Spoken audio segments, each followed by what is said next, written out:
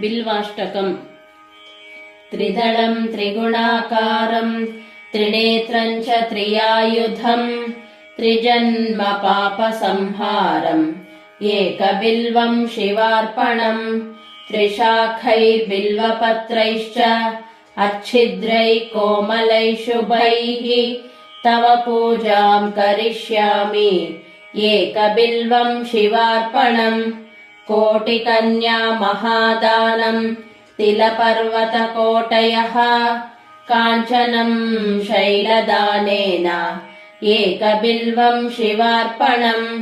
काशीक्षेत्रनिवासम् च कालभैरवदर्शनम्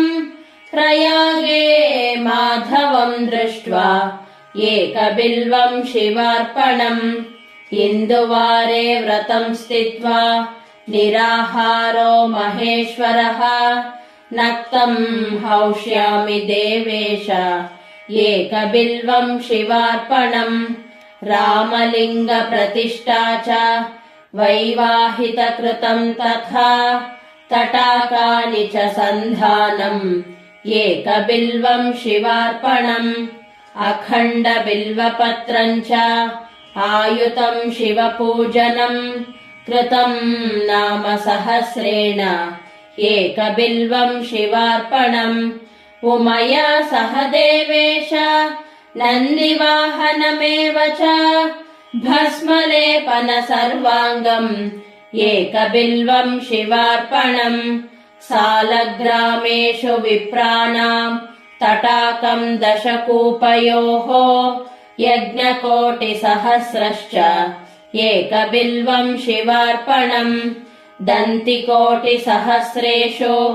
अश्वमेधशतक्रतौ कोटिकन्या महादानम् एकबिल्वम् शिवार्पणम्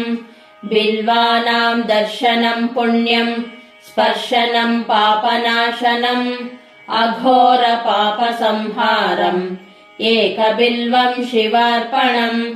सहस्रवेदपाठेषु ब्रह्मस्थापनमुच्यते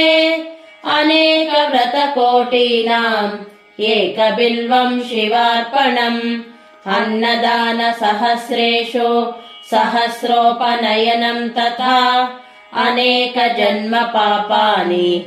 एकबिल्वम् शिवार्पणम् बिल्वाष्टकमिदम् पुण्यम् यः पठेत् शिवसन्निधौ शिवलोकमवाप्नोति एकबिल्वम् शिवार्पणम्।